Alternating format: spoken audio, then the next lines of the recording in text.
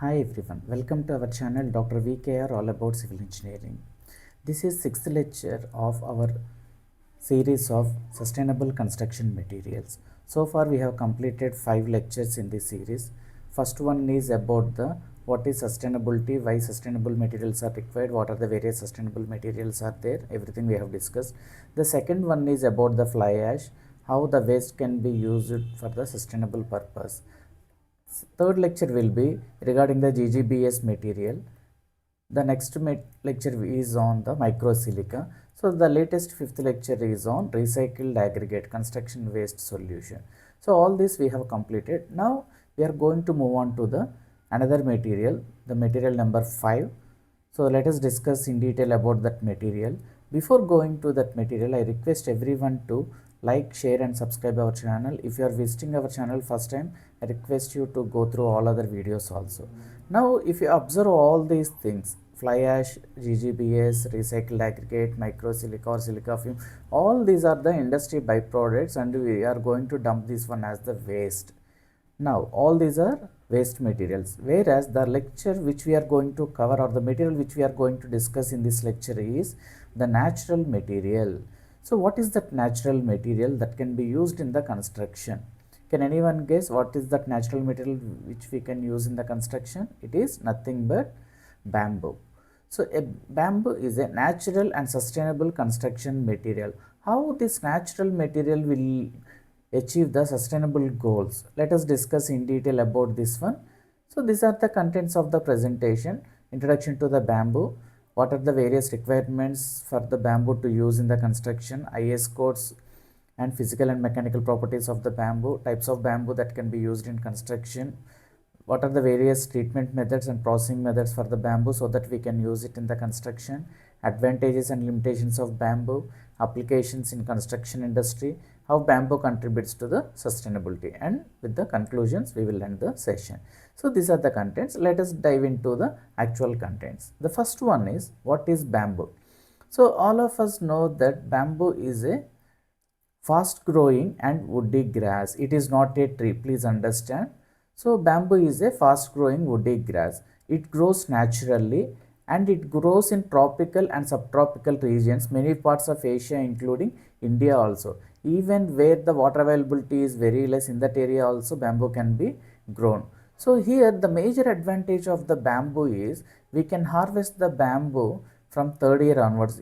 The best time to harvest the bamboo is 3 to 5 years of its age, whereas the regular trees, the maturity time may be from 20 to 50 years. It is very high when compared to the bamboo. Because of this rapid renewability, bamboo is considered one of the most sustainable materials for the construction purpose. So that's why we are preferring the bamboo, because it can easily renewable within no time, and the growth rate of the bamboo is also very high.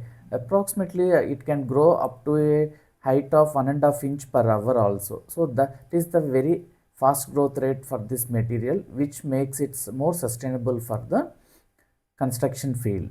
And because of its biodegradable nature, it's not causing any harm to the environment, and moreover it is going to absorb the CO2 also when compared to the other trees. In general, 1 hectare of bamboo trees can absorb the nearly 170 tons of CO2 in a year. So that is going to be very much useful in reducing the carbon footprint also. These are the various checklists we need to check before going for the construction. The first one is correct species. So we need to identify the exact species which can suit to our construction, because in bamboo there are so many variations available. Out of these, only few are going to be useful for the construction. Mainly we are to go for the thick wall bamboo, so that they are going to have the strong, and these are the two types of the bamboos which we can use for the construction. We will discuss these things later slides. And as I discussed, we are going to harvest this one from the age of 3 to 5 years, which is going to have the optimum strength. If I go for the lesser age, for example, instead of 3 years, if I harvest the bamboo at 1 or 2 years, then it is going to have the more starch content and more moisture. It may not have the enough strength. If I go for the higher ages, then it is going to lose its strength by that time. So that the optimum age is 3 to 5 years, and it should be seasoned well. Seasoning is the process of removal of the water from the wooden material. So here the moisture content should be less than 20%. We need to take care of this one. And before you applying or before using in the construction, the bamboo should be properly treated. There are various methods. All these methods we are going to discuss again in the next slides. So we need to test these materials before using in the construction, because in the construction industry, strength is one of the important parameter. Whether the material sustain the loads coming onto that one or not, we need to check.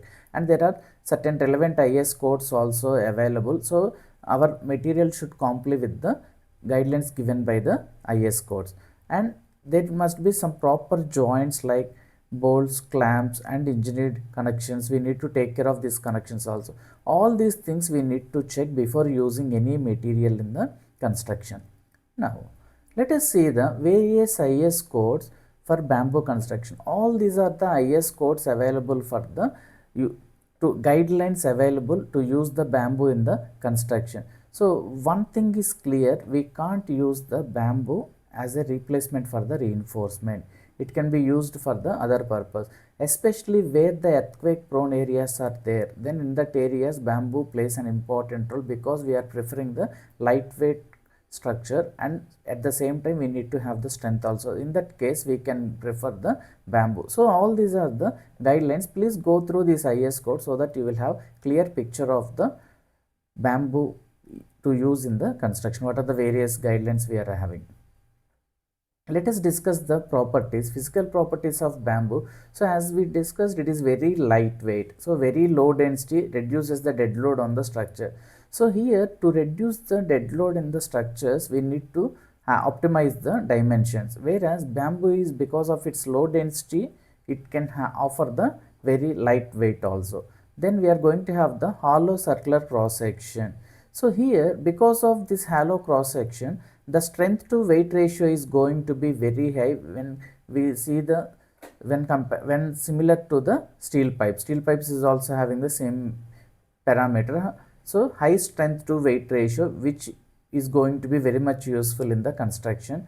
Then we need to take utmost care about this one, smooth out surface. So if you see the bamboo, the outer surface is going to be very smooth. What is the problem with the smooth surface? It is very difficult to have the bonding with the other materials like concrete. So we need to have the proper method to use this one in the construction, so that it is going to have the proper bonding with the concrete also. When compared to the mechanical, when coming to the mechanical properties, high tensile strength.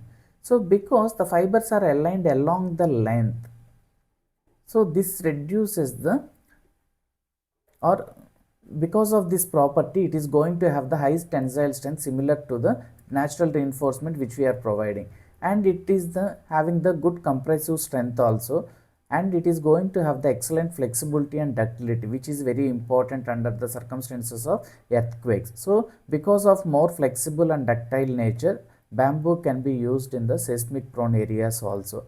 So bamboo performs well in earthquake prone areas because of these properties. Now these are the types of bamboo that can be used in the construction. So we are having three different categories: Bambusa vulgaris, Dendrocalamus strictus, Phyllostaceous species. All these can be used in the construction. So this selection depends on mainly availability, diameter and wall thickness, strength and durability. We need to check these parameters, because whatever the material we are trying to choose as the for the construction, then it should be available abundantly. Then it is going to have the sufficient diameter and the wall thickness, so that it can take care of the loads, and durability and strength is also another aspect we need to see. Now let us have the comparison between these three. So in terms of diameter and wall thickness, strength characteristics, durability after treatment, and typical construction uses. So if you see these three, after treatment, the last two are going to have the high durability, and they are going to have the high compressive and bending stress and high tensile strength. Because of these things, we can use this one in the columns, beams, trusses and load bearing bamboo structures, and engineered bamboo products, flooring, panels, modern construction also we can use. So based on these properties, we need to identify the suitable spaces in the construction. Then processing and treatment of bamboo. What is the importance or necessity of the processing and treatment of bamboo? Because in general, bamboo is more vulnerable to the insects and susceptible to moisture and fungi attack. So we need to take care of these aspects, otherwise the bamboo after using in the construction may be subjected to these problems. So we need to have clear method or the proper treatment before using in the construction. So we are going to have the various methods like water soaking, boron based chemical treatment, smoke curing and pressure treatment. All these things we are going to discuss now. Now let us see the water soaking of bamboo. It is simply soaking the bamboo in the water. So it is going to be one of the most natural and traditional method of treating the bamboo. So bamboo culms are immersed in running or stagnated water. Here the time required for this process is 2 to 8 weeks depending on the various aspects like bamboo species and the dimensions of those things, everything. Then the main purpose is to remove the starch and sugars from the bamboo. It is very important to remove the sugar and starch because it reduces the strength of the material and at the same time it attracts the insects and it is subjected to fungi attack also. So the major advantages are it is simple and low cost method. Simply we are using the water, so it is going to be very simple and economical also. No chemicals required. Here we are not using any chemical and it is suitable for rural and temporary works. So whenever we are working in the rural areas where the other materials are not available, then we can go for the water soaking. And the main limitations are time duration is high and the durability improvement is not much. That is another one. So it is not suitable for the permanent structures. So where we can use this one? Mainly temporary structures, rural housing and scaffolding. So where the life of the material is required is less. Short life structures we can use this bamboo treated with water soaking. Then boron based chemical treatment. Here we are going to have the borax and boric acid solution and we are going to apply this one in the form of in the process of either by soaking, diffusion or pressure method. It is the most effective treatment and the main purpose is this boron based treatment can protect the bamboos against the termites, insects and fungi attack. It is going to be more effective, high effective and economical and widely recommended for construction. The bamboo treated with this method is highly recommended for the construction aspect also, and we are having the IS code also related to this method, IS 9096/2006. So based on this method IS code, we are going to have the treatment of the bamboo by using the boron based chemical, and it can be used for the structural members, housing, frames, trusses, everywhere where the load bearing is also required. Then we are having the smoke curing of bamboo. So mainly we are going to have the exposure of this bamboo to the smoke in a kiln or a chamber. So we are going to place the bamboo pieces like this and we are going to apply some smoke, and because of this smoke the moisture can be reduced. Mainly it reduces the moisture content. Smoke deposits act as the insect repellents. Because of this smoke, insects are going to be repelled. It will not attract the insects. And major advantages is improves the durability up to a moderate extent and no chemical usage. We are not using any chemical. It is a traditional and sustainable method also. And limitations are inconsistent treatment because the smoke has to reach each and every part and it has to apply in the same way, and not suitable for heavy structural load. And another disadvantage is because of this smoke method we are going to have some environmental issues also. So there we are going to face some issues related to the ecosystem. So mainly this can be used in the traditional housing, bridges, engineered bamboo products also, but for the load bearing and the heavy structural loads this can't be used. Then the next one is pressure treatment of bamboo. So here the bamboo we are going to apply some pressure, and with that pressure we are inserting some preservatives forced into the bamboo under high pressure. It is going to ensure deep penetration of the chemicals. Whatever the chemicals we are using, that can be penetrated inside the bamboo properly, and it is going to have the complete filling of that material, and the main purpose is to protect the material from the insects, fungi and moisture. So most durable treatment we are having and uniform and controlled process and suitable for permanent structures also. So since we are going to use some machinery to apply the pressure, it is going to be under controlled process, which is going to have the more effective. So the structural buildings, bridge engineering bamboo products can be used. We can use this material for these structures. Then if you see the comparison of all the methods, so durability, cost, sustainability, the water soaking is cost is less, durability is also less, and suitability is for the temporary structures. Whereas if you see the pressure treatment, the durability is very high and cost is also high, but still we can use for the permanent structures. Whereas the smoke curing, moderate durability, cost is low, and we can go for the traditional method structures. Now, what are the various advantages and of bamboo? Then we are having the rapid renewability. As we discussed, it is going to have the very faster growth rate, so that it can grow, we can have the harvesting at a lesser time. So sustainable harvesting is possible, and high strength to weight ratio. Already we have discussed, it is going to be very strong but still lightweight. That may adds additional advantage to use as the construction material. And it can be easy to handle and transport also. Because of this easy to handle and transport process, we can reduce the energy used in the construction, thereby we can reduce the carbon footprints also.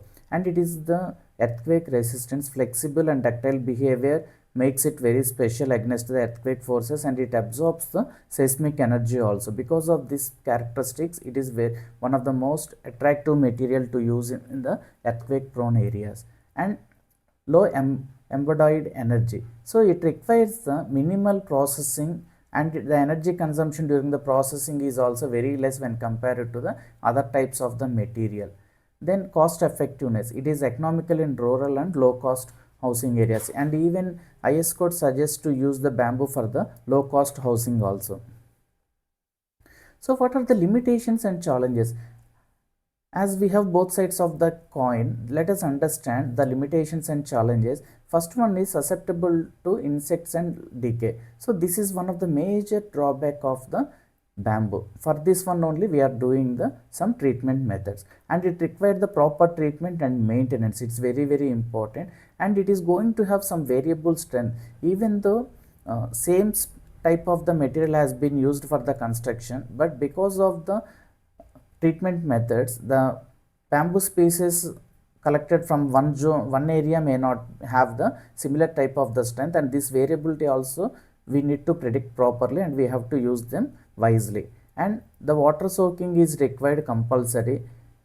So because of this main problem is susceptible to insects and decay, and it requires the proper treatment. Because of this one, we need to be very cautious while using in the construction. Then where we can use this bamboo in the construction?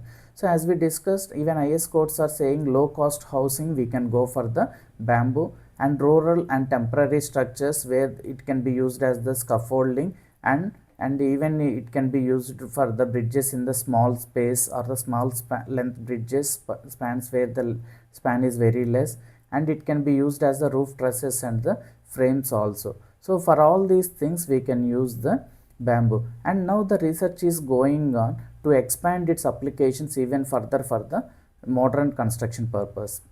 And how it is going to contributes to the sustainability. So if you observe, it absorbs the carbon dioxide during the growth.